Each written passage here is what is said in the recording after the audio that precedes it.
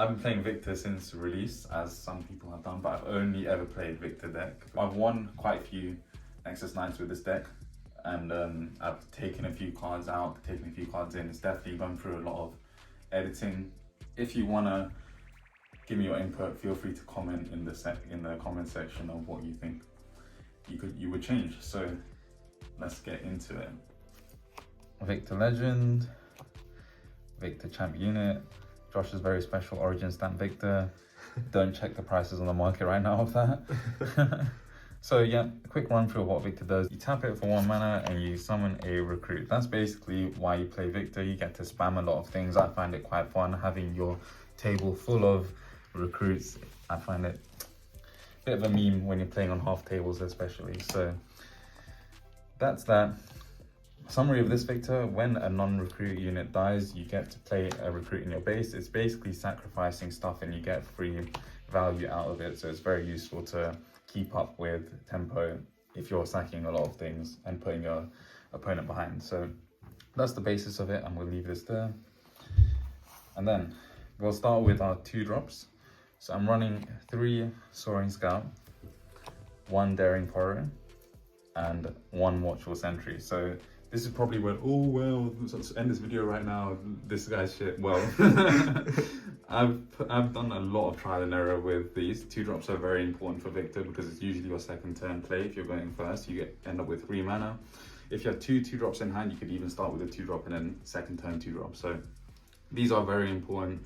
I wouldn't want to like not think much about what 2-drops you've got, but 3 Soaring Scouts I find very useful because when it dies, you channel 1 rune exhausted. So you get a rune and you also get Death Knell Viktor if it's out for a token. So you're getting 2 things for 1 card, which is very cost effective. And at the same time, with this deck, you're recycling a lot of runes.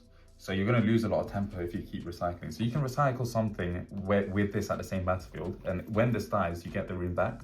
So it's very good to keep up tempo instead of keeping recycling. You're going to lose out on a lot of tempo. So this is very good to have in the deck. A lot of Viktors that we've talked to agree with this, but let us know again what you think. I'm going to put this one here next because it's also Death Knell. Watching Sentry. The Death Knell is draw 1. I really like this card. I think that you could run more if you wanted to. I love Death Knell abilities. It's basically you're getting more value for the card after you've played it, and it's going to die at some point during the game. It will die, especially with Viktor. Death Knell is great. You get your token and you get to draw 1. I find that a lot of the time with this deck, I have nothing in hand, and that's not great because I've got no options. But having this, you can keep going through your deck. So if we're gonna talk through swapping things out that you might want to include, you may want to include more of this. I've only included 1 because I think these are enough 2-drops to have, and I still like this card. So that's made it to the deck. But the third 2-drop of the deck, Daring Porrow. This actually, again, some decks have 3 of these in, some decks have 2 of these in. Personally, this will be the first 2-drop that I cut of all of this if you're going to decide on 2-drops. There's no Death Knell on these. These 2 have Death Knell. You summon a recruit off Viktor, straight up value. This is good.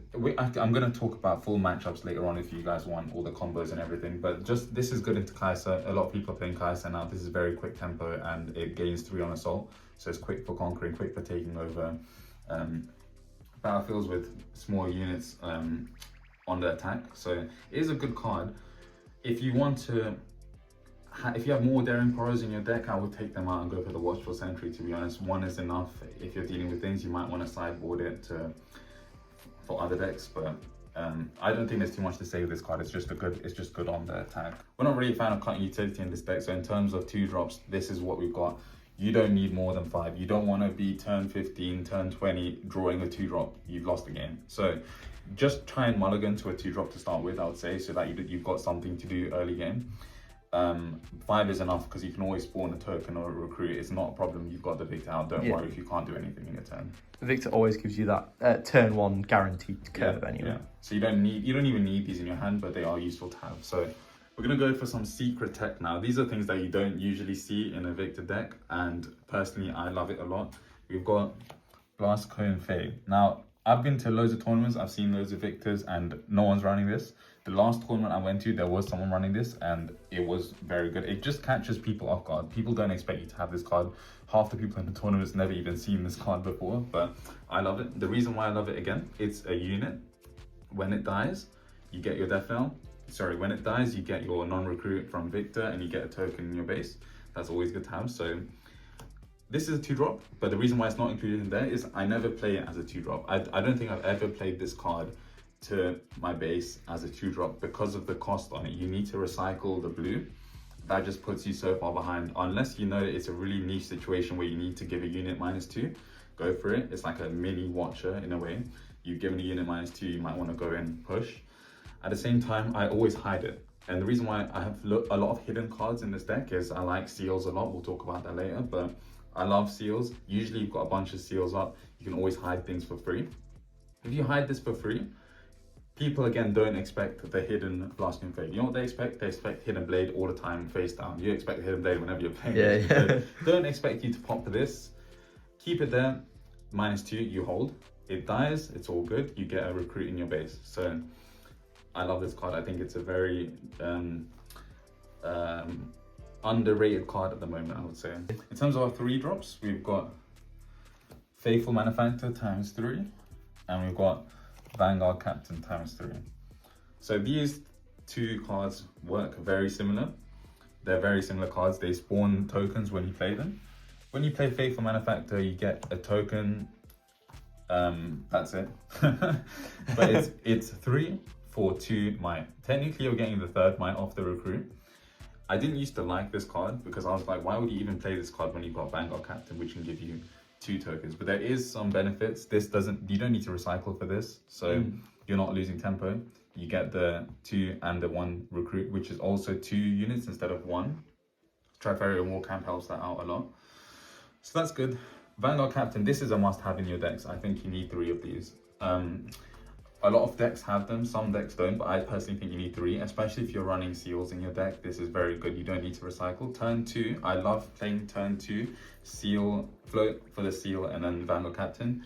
You get the Legion, which is whenever you play a card in that turn, if you've played another card in that turn and you play this card, you get the 2 recruits. So you've got 3 tokens. So you've got 3 units. So you've got 3 cards, 2 tokens, and 1 Vanguard Captain. For 3, and you've already played your seal and you've tapped it. So you've recycled, but that seal is going to come in useful later on. So that is a brilliant turn 2. If you can play this card turn 2 with a seal, your tempo is amazing. I think I've won almost every single game where I've done that turn 2. So that's your most ideal turn 2 if you can.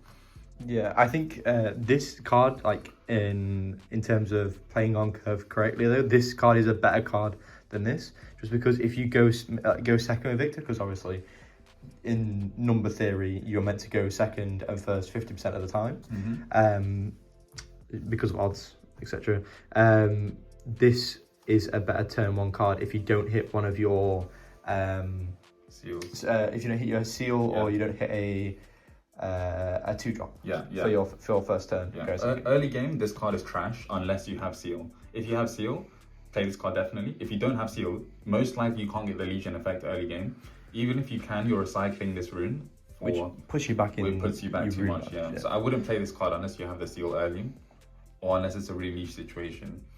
But yeah, these are my 3-drops. We've got some secret tech again for another 3-drop. I didn't expect this one, but double Shen. And when I talk about unexpected cards, this is an amazing unexpected card. No one expects the Shen. So you're just holding a battlefield, it's there. They build everything up to push. They don't expect a card from hand. Unless you're playing really good opponents who see you have 3 unused runes. 3 unused runes, you want to think in your head, is there a response? But even then, I don't think they'd be thinking Shen is the response. I've barely seen this card in a Viktor deck. I love putting 2 in my main. I used to sideboard this card, but I love putting it in main deck now just because people don't expect it. I think once people expect this card, it's a bit less useful. But no one's expecting you to hold with a +5 might from your hand. And it's a tank, so they need to clear this card out before they can clear anything else out.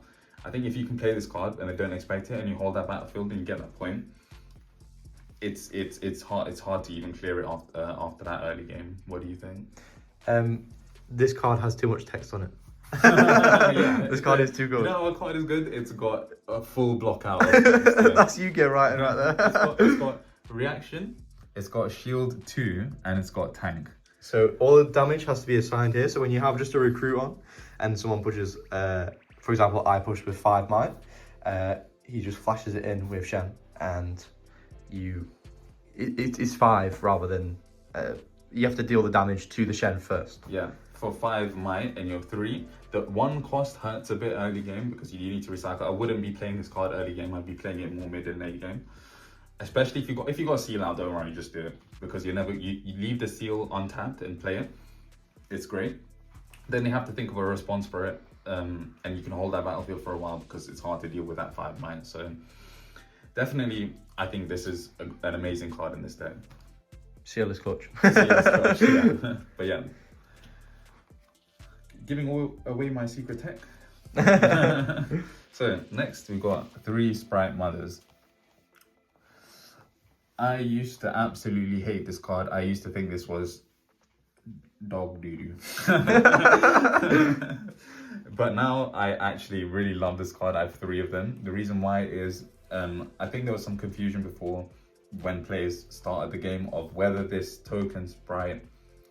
Sprite unit gives you the Viktor ability. It does, it definitely does. These are the only things that don't give you the Viktor ability in this deck. So when this is definitely going to die. It doesn't matter what happens, and it doesn't matter what happens with this. It doesn't matter if it holds, well, it can't hold. It doesn't matter if it stays on the battlefield or the opponent gets rid of it. You will always get the Viktor ability, yeah. So you'll always get some value from this because of the recruit token. If this is out again, even if it's not out. It's not an accelerated card, but it's acting like an accelerated card because they don't expect if you run an empty battlefield for you to be able to conquer something in that turn. There's very few accelerated cards in Viktor deck. Watcher's the main one. There's another secret tech one which I'll talk about at some point, but Watcher is the main one. If you got 5 runes, this is hard to predict 4 runes, sorry, because you get an accelerated Sprite and you can conquer in that turn, or you can even trade or go for some damage on their units in a battlefield, but this is going to die anyway, so you can get rid of it, and it just feels so bad for the opponent because they're fighting against something that's going to die anyway. It's just a mental boom for them, I think. So that's why I love this card. You get this for your next turn as well, and you get this on the same turn to use, and you get this for a token after this dies. I think it's great. Good card. Applies a lot of pressure. It's also a really cool sneaky thing when if you like spam a bunch of bodies on board and then your final push is a 4-rune Sprite Mother, you can get a double conquer with the Sprite. Yeah, you can hold on one battlefield with everything, and they won't expect you to conquer the second battlefield with this. With the Sprite, and then win the game. Yeah. So we got a 5-drop Machine Evangel. Josh absolutely loves this card. This card's beast. I used to absolutely love this card. I've cut it down to 2 now though. I just think that the recycling yellow hurts a bit on this card, and if for 4 might, it is going to die anyway, but you're kind of stuck with it in base when they have a lot of stuff on the battlefields out. If you're behind, it's not a great card to have. If you can get it onto a battlefield and just leave it there, it's an amazing card because they need to respond to it, and you get 3 definite recruits plus 1 if you got Viktor out. That's 4 recruits for this just dying by itself. You can hidden blade this as well in your own battlefield. You get to draw an extra 2 as well. Drawing 4 units potentially. It's an amazing card. It just hurts if you're behind. If you're behind, it's kind of a useless card. So 2 is enough, I think, in this deck. I completely agree. A good going second card for your turn 2. It's a good turn 2 curve. Yeah.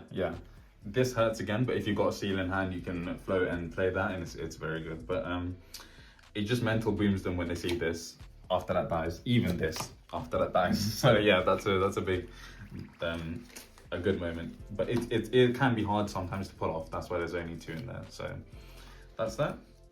And now I don't think I need to say much about this. This is probably the most popular card in this whole deck, maybe even the whole game. But Good because you can accelerate it. It's always accelerated is most of the time you're using because you want to get it out and attack once you've dropped everything by 3. Sometimes you want to play it not accelerated because you might be lacking blue, you might be lacking mana, you want to play something else, that's fine. You're still dropping everything by 3, which can let you push your other cards. So it's a great card to have. You don't have much accelerate in this deck, this is definitely needed. I don't think you need 3 in this deck just because it's a big unit. You're only going to be playing 1 a turn, and it does cost 2 blue runes to recycle each time you play it accelerated. So it just hurts drawing early if you end up with it at the start of the game. You can hold it till late game, but I think by late game you usually end up with 1 in your hand. So I don't think 2 is needed. I don't think 3 is needed. I think 2 is a sweet spot just because if you play 3, if you get bricked up or you have to bottom deck a Watcher, it can be quite painful. This card should never be mulliganed. So like mulliganing, playing 3 and then mulligan 1 just means that you're potentially less likely to see it during early game effectively, if that makes sense. Also playing 3, Addy's right, if you play it and then you bottom deck 2 runes off of it, you basically just go back to your 5th turn again. Yeah, I think if you were running blue Victor and blue seals and everything, it would be a great card to have 3 of. Again, we're talking about variations of the deck later on, but for this deck 2 is good. I have played a lot of times with 3 in this deck. It's not bad. You can put it in if you feel more comfortable and you feel like you need the 3rd Watcher to clutch the game. I'm quite comfortable with having a 2 only. So that's the Watcher. And I think we move on to spells now. So those are all of our units. I think it's a solid list. I don't think there's too much changes with that. Possibly the 2 drops you might want to flip around, but I think it's quite good. Spells. Everyone's most hated. Josh's most hated, maybe. He sacked me 3 times. I think everyone will say I sacked them 3 times at one point when I play them. I don't think I need to say much about this. The only thing that hurts with this card is the recycle, but you need this. With the amount of Death Knell in your deck, you can kill whatever you want. You can get the advantage with whatever you want. You can get your Victor token with it. And you don't even need to kill anything. If they've got something out and you've got nothing out, you can just straight up kill their thing for no reason. I need to talk about how to actually play this card because I used to play it completely wrong to begin with. I know a lot of people that play this card completely wrong. This is probably the card in your deck that can flip most games without people realizing it. So yeah, if you're interested in the gameplay video, I will talk about that soon. But I do run 3 of these. This is a staple. Probably the best removal in the game for Yeah. Victor. You can't really play it in set, but if I could, I would. It's slightly better Hidden Blade, just because you don't really care about sacking off a recruit, or as Addy said, you just gain more advantage from sacking off a Death Knell character. Yeah. You just can't risk your units in set. If it was action speed, I would actually think that the game would be ruined. I will say, it would be too powerful. I've thought about playing this on the opponent's turn, but I'm thinking I need to chill out a bit. Get a bit too heated. Get a bit too excited. Yeah. Wait for them to finish and then kill it. That being said, the second best card in the deck, and this could be arguably the best card in the deck, but I think this card is such a meme. The Culls. I think this card is such a meme, but this is also such a meme. The reason why I love this card in this deck is because you've got seals, and you can just keep tapping your seals for hiddens for free. You can just keep spamming them, and it's just so OP. You can kill your boys again with this card. Draw 2, get the Death Knell effect, and get your Victor. So it can be so strong. If you're not going to kill your cards, sometimes there are situations where you're going to kill your opponents coming in, especially if they come in with 1 unit and it's a really strong unit. The decks like Set, decks like Yi, things like that, they're really strong units. This is a good card to just get rid of it. But I rarely use this card on my opponent unless they have really strong units. This is really good to draw. I mentioned before that there's a lot of times where I've got no cards in my hand. You don't really want that because you've got nothing to do. So try and keep drawing. So I do like this card. I don't think you can not have 3 in your deck. Yeah, playing it any less than 3 is a mistake, especially with how powerful it is. As Addy said, it's basically pot of greed. You can just draw 2. Another thing as well is, like, as you said, killing your opponent's unit is like a bit nasty because they get to draw 2. But I think it's worth the trade-off, especially when you're talking about they give them 2 cards to kill a blue dead bloom predator, or kill a watcher, or kill a volley bear. Yeah. Definitely sometimes you can use this to kill them. I would definitely do that. But please don't kill a small unit coming in. It's just not worth it. So I'm going to leave this there because I'm going to talk about some more hidden cards. Sprite Call. Again, same with Sprite Mother. I just thought sprites were dog do you as well as I described it. But again, I love them just because when you get this and it dies, same reason again, you just get the death knell +1 token, and they have to have a response for this, even though it's going to die anyway. So I think that it's just great. You can conquer on the same turn. But the only problem with Sprite Call is this is played at the same battlefield. That being said, this at the same battlefield is they don't expect a 3 might token to just spawn out of nowhere. They don't expect that for this to die and then having to deal with a unit that you just spawned off Viktor. So it's very good. But even then, I can see this card being played from hidden. I can see this card being played not from hidden, so just from your hand as a 3-cost card, because again, you get that accelerated sprite and they need to deal with this. And it's not recycling a rune like Sprite Mother does, so you just get an accelerated card straight off the bat. Even though it's going to die, you get stuff from it again. So I think it's a very good card for hidden and just to be played out your hand. One more hidden card, we have Consult the Past. Remember, there are Blast Cone phase in here. I'm just going to put that on the side as well. The reason why there are so many hidden cards again is because we run a lot of seals, so we can just keep tapping the seals for free, for basically free cards. And these are amazing cards to have. You can just keep tapping the seals for all these great cards. So we talked about Blast Cone phase, Consult the Past. This card comes in and out of the deck personally. I started with 3, I've gotten rid of 1, I've gotten rid of another 1, I just have 1 in here now. The reason why I don't have none in here is because, again, I sometimes end up with nothing in my hand and it's just useless at that point. The games that I have had nothing in my hand, it's actually not bad because you can, maybe I'm just getting lucky, but I do top deck quite a few good cards, mainly because I played all the lower cost cards already. So I think at that point you're going to get some good cards in your deck, even if it's luck, but you will get some good cards in your deck to have. But that being said, you don't want to have no cards in your hand. So this is very good for just drawing 2 for practically no cost with the seals. Even if you need to recycle 1 for that, drawing 2 for 1 recycle is great. With all of these cards, they're bluffing hidden blade. So you have all these hiddens at battlefield. Most of the time people think it's this. So they get worried to go in, especially with a big might unit, because they think it's that. If they get worried and they don't, next turn you can just flip this card and draw 2, and you've got an extra 2 cards in your hand. You can play another face down card there, you're bluffing Hidden Blade again, and it might actually be Hidden Blade that you pulled. So I think this is a good card. I don't think you need more than 1, but that's up for debate, I would say, this card. Pot of Greed, draw 2. Everyone loves that. I completely agree. I think you're never playing it for your 4 cost unless stuff is like hella dire. Yeah. And also bottom deck and a rune to draw 2 is like pretty good value. But yeah, I completely agree. Yeah. If you pull this card late game and you've got all your runes out, I would then use your 4 cost to try and dig. That's probably the only time I'd ever use that 4 cost. It's not worth it for drawing 2. You just lose so much tempo. But if you need to dig, you dig. So then again, I would probably hide this card and dig on their turn, because then you've got all your runes up, and if you dig a stratagem, you've won the game if you hold. So you might want to think about digging on their turn and still hiding that. But yeah, you might want to play the 4 cost at times. But those are all of our hiddens. Let's put those away. Right. Almost finished now. So we're going to go and talk about these 2 together because they practically do very similar things. Falling Comet is our 5 cost and it deals 6 to unit at battlefield. Straight away, that's value. 5 for 6 damage is pretty good value. And this is sort of a secret tech because I've never seen this card. Until I started putting it in my deck, I've never seen this card. When I played it against you, what did you say?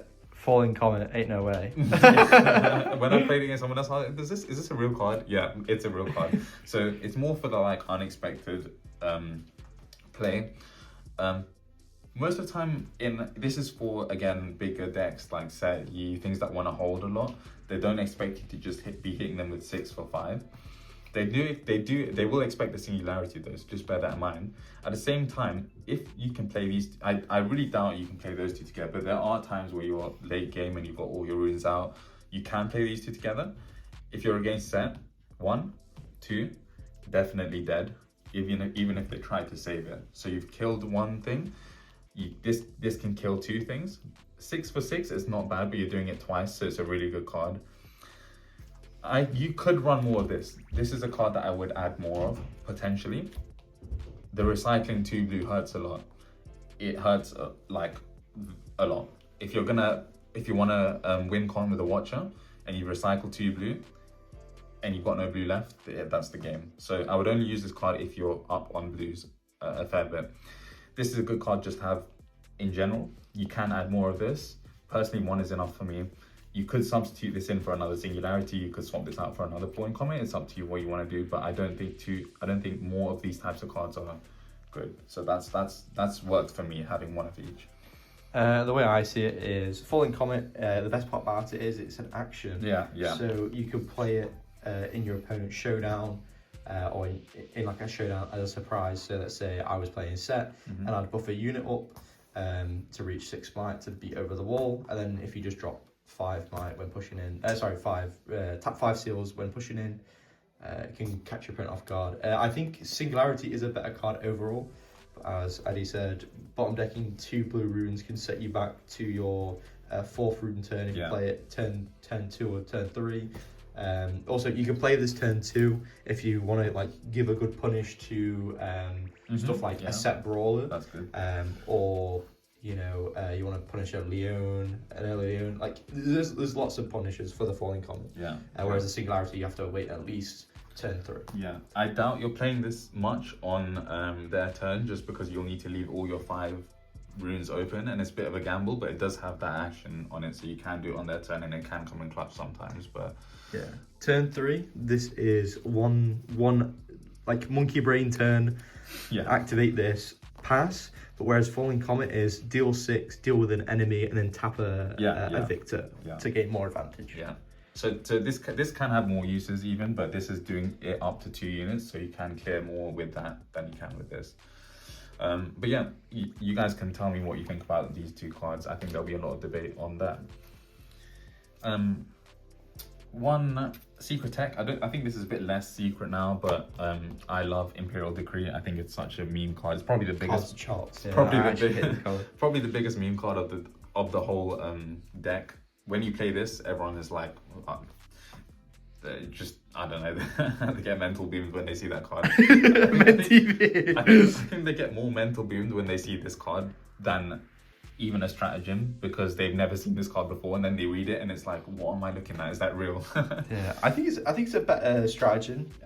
It helps deal with like higher might units, but I think it's better mid game as well. Strategem. But Strategem obviously is like 100 times better late game. This is actually really good for all of your Death Knell stuff. You're going to be suiciding everything with this. You suicide all your Death Knell stuff, you get all the Death Knell triggers. You suicide all your actual units, your low cost units first for the Victor if it's out. Otherwise you use your tokens. But if you can suicide your units with the Victor out, amazing. Like you can get your tokens back. Like it's amazing. You don't lose. You're stacking 1 might units for a 1 recruit while they're destroying like potentially really high cost units. And it's just 5 for 2. It's not that much for what it does. It's actually really good. And like Josh said, it's got action on it. You can potentially hide this card. You can potentially keep this card in your hand and play it when they don't expect it when they come in. And now they can't. Now you could potentially hold for game, because they're going to find it hard to deal with what you've got on there unless they've got a full spam of units. It just trades well into high might units. Yeah, this is very good for high might, against high might decks. You can potentially run more. I think one is enough again. You can go for 2. I've seen that. I like 1. I think that's enough for me. The constant debate is between Strategem and this card. Yeah, and technically, I should have put this here as well. So on that note, 2 Strategems, I think. Yeah. I've seen a lot of people run. If we talk about 3 Strategems, I think that's for more new Victors. I think that like you might be getting used to Victor, you might be more comfortable with pulling this card and then winning the game. Personally, I think with this 2, one of these and 2 Watchers, that's enough of a win con in your deck. If you pull any of those, most likely you can push for game. And we'll talk about gameplay in a second, but you want to get to 6 points and then push for 7 and 8. If you have this card, push for 7 and 8 is easy. If you have this card, push for 7 and 8 is easy. And if you have Watcher, it's a bit less easy, but it's definitely doable. You just have to do a bit of maths involved with it. But 2 is enough for me. If you go to 1 of Strategem, I think you're risking it a bit, because if you don't see it at all in these high might decks, you're going to struggle with all these low might units. I've had all of these low recruit units before and nothing to do with them against a really high set or like a really big, you know, defending. This is the only thing that can really get rid of it. The Imperial Decree is good as well, but I do want to see this card, so I don't run only 1, I run 2. Okay. What do you think? Completely agree. I hate Grand Strategy. Yeah, this might be one of the most hated cards It's in the toxic. deck. Yeah. It's so toxic. Everyone knows this card. Not many people know this card. Everyone knows this card. And on that note, we'll get onto my probably favorite cards of the whole deck, other than Cull the Weak. 3 seals. Now, I've saved these for last. This is probably where all of the debate comes in. Do you run seals? Do you not run seals? I hate seals. I love seals. I love seals. I think I've run sealless Viktor decks. I've run 3 Seal of Unities. I've run 3 Seal of Insights. I've run a mix of Seal of Insight and Seal of Unity. I think 3 yellow just goes hard. I think that this is amazing. You can tap this. You can hide whatever you want. You can tap these and play a stratagem without even going behind on runes. You can tap this turn 2 even for your Viktor without paying anything. You can tap this for your Vanguard Captain and summon 3 units off the bat turn 2.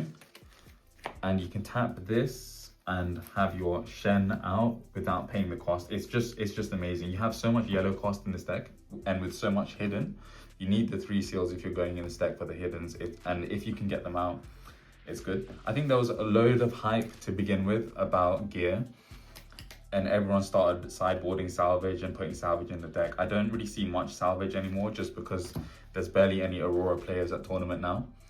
So people don't really bother with it. And if they don't bother with it, you get your 3 seals out. If you can get all of these out, I think you'll guarantee the game if you play, if you know what you're doing. What do you think about these? Seal of Unity is good. I do think that I currently play a Sealless Viktor, and I kind of want to swap to Seal of Unity. The price bracket on the Seal of Unity is like, you know, what, 25, 20 each. Yeah, I got these 25 each. So you are paying £75 for your playset. Yeah. So, plus your Watchers. Yeah, I was just gonna say. Like, the most expensive part about this deck is the Watchers. But if you want to play a more budgeted version, you can play without the seals. I wouldn't recommend it. Yeah, like, if you want to like guarantee to try and push for those top cuts, you should be playing 3 seals. Yeah, I used to be broke boying this deck and only have 1 seal, because I was like, man, I don't need these because they're a bit 25 plus. It's 25 cost. It's a bit much, but you know, if you're entering a tournament and you want to win, I love winning. Josh hates winning because he always loses. So you want to play properly. So 3 of these, I think you'll enjoy it a lot. Seal of Insight, we'll talk about. Blue Viktor, we'll talk about later. If you guys want to know different variations and things. But that is my deck list. That is my deck list of 39 cards, plus 40, plus my legend. And then we'll talk about battlefields and sideboard next of what I take to tournaments. So real quick, these are my 3 battlefields that I take to tournaments. I don't think this is much needed to say about that. If you're not playing Viktor with this deck, I don't know what you're doing. You need to talk to me, because you might have some secret tech I don't know about. But if you're spamming units everywhere, and this gives +1 to everything, you're effectively doubling the cost of your recruit token. So this becomes a 2 might instead of 1. You can hold games. Viktor's so bad at holding, I think everyone knows that, but you can hold really well on Trifarian. That's the only place where you're holding well. I like playing this game too, just because I want to guarantee myself starting first. If I start first and I've got the advantage, I do want to have my advantage battlefield out. But I think there is debate on that, because it is always benefiting Viktor. So if you even if you're going second, this is still going to benefit you more than them. So there is debate. I just want to have an advantage start and an advantage battlefield, but that could be a bit greedy sometimes because you are giving away game 1 and 3 potentially. It's exactly the same. Like, it could be argued that Trifarian Warcamp is like only really bad into the mirror, so you could play it as a game 1. But yeah, game 2 and 3 are fine to play it either. It's like it's quite a. It could be a going first, going second, or going third. Yeah. I mean, this is your I've won the game card. You can't be losing on this battlefield. Yeah, you should be winning game 1 if you play this card. Yeah. The only thing is, if you win game 1, you don't get to go first game 2. I would rather 50-50 my game 1 and lose and go first with this on game 2. That's how I found trial and error on this. I don't want to give this away game 1 and lose. That's putting me at quite a bit of a disadvantage. So yeah, a bit of mixed opinions on that, but that's 100% needed. Valmor's Lair, I've seen a lot of these now. Just because you can push your tokens there, you don't care if your tokens die. You don't care if they go back to base. You do care if there's a bunch of tokens and you do want them to come back to base, but you don't want to push a bunch of tokens anyway unless you're gonna try and clutch the game. So you just push one token there and you leave it there. They have to answer with something, and then that thing is stuck there now unless it's got ganking. So most of the time people don't really want to leave their units at battlefields. If you leave this unit at battlefield, it's open to Falling Comet. It's open to, if they leave the unit at the battlefield, it's open to Falling Comet. It's open to Hidden Blade. It is also open to Cull the Weak, of course. So there's a lot of options that you can do when things are stuck here. So I think it's a very good neutral battlefield to have. You could end up holding on the other battlefield and win, because they can't bring things back to the base. So they really need to think what they're sending there. The only time this doesn't work, is if you play against set and they recall rather than fury. Or retreat. Yeah. So recall isn't the same as moving. They're recalling It classes it as dying. Yeah, it is. It's not.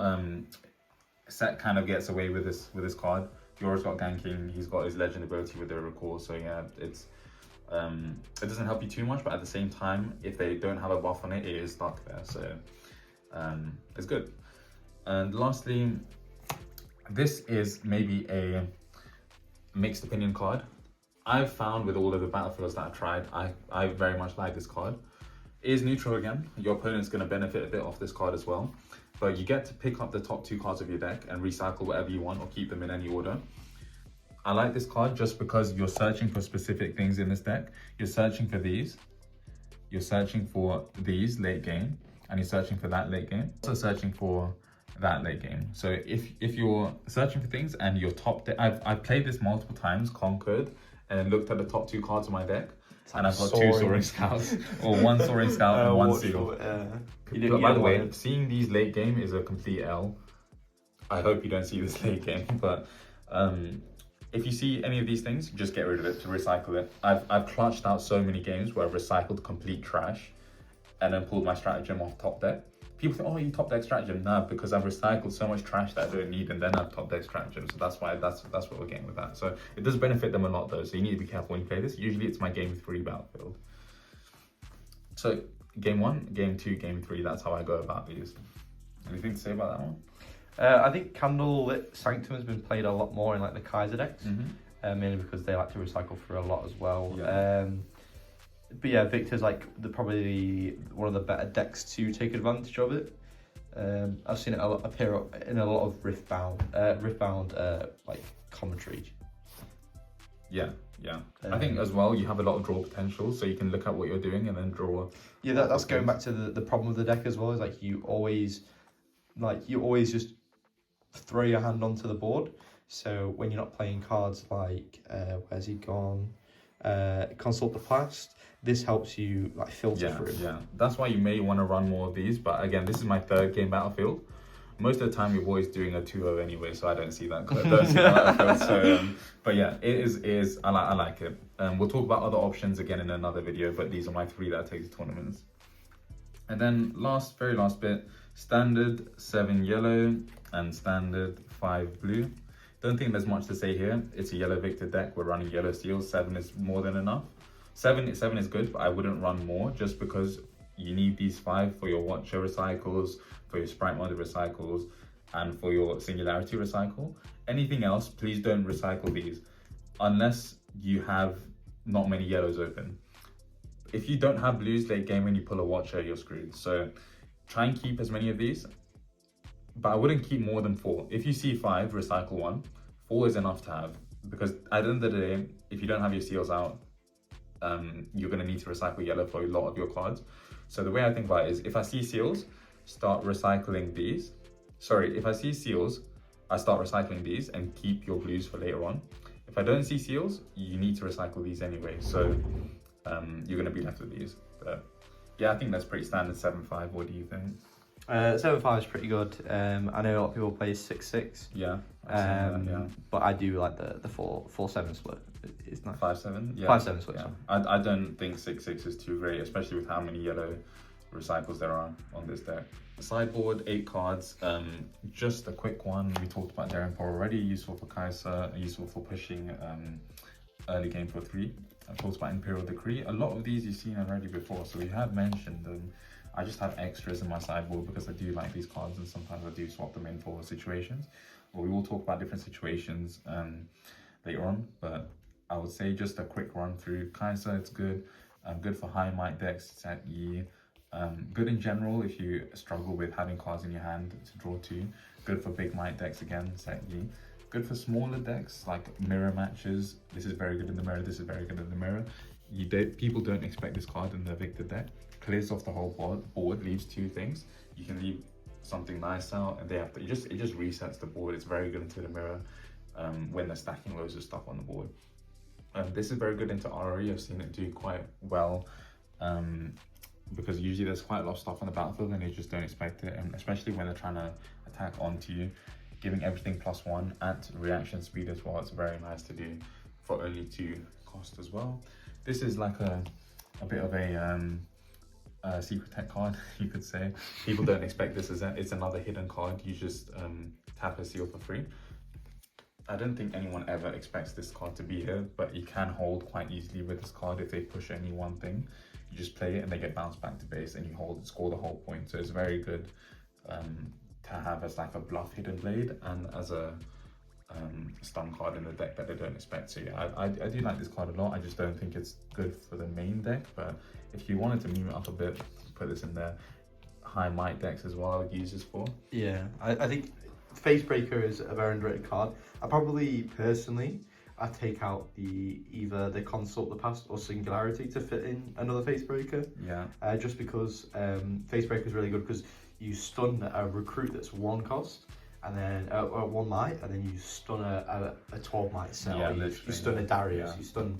There's loads of stuff you can stun with it. I think I agree. I might also sub this out for another one of those. I might also sub this out for another one of those, but it is sometimes useful. I think this will go first though, to be honest. So yeah, I think it's quite nice. Yeah, I didn't realize there were 7 cards. This is my 8th card, another falling Comet, just in case sometimes you might want to choose between that and that. Again, I don't think this could technically not be there. You could, like Josh said, have another Facebreaker. Now that I'm thinking about it, I might actually prefer that because I barely play 2 of these in the deck ever. I might just sub one of these in. What do you think? I completely agree. I think now that I've mulled it over a bit more, I think Comet isn't as good as Singularity just because this has to state that it has to be a battlefield. Yeah. So I prefer Singularity in the fact that I can snipe units from the base. Yeah. I think this sideboard is up for a lot of debate. I would now that I'm thinking about getting rid of this for another one of these, but you can put whatever you want in here. We will talk about options in another video, but yeah. Especially salvage as well. Salvage is, yeah. I think salvage is more moving into the next set now that we've seen Aurora drop off a lot. Yeah. But like salvage will be a mandatory in the side. Yeah, right now I used to have salvage in the side. I don't like it anymore just because it's a useless card against no gear to have in your sideboard. I think these are a lot more situational, but in the next set, salvage is going to see a lot of use, I think. So yeah. If you enjoyed the video, leave a like and subscribe. It helps the channel grow a lot, and look out for more of this type of content.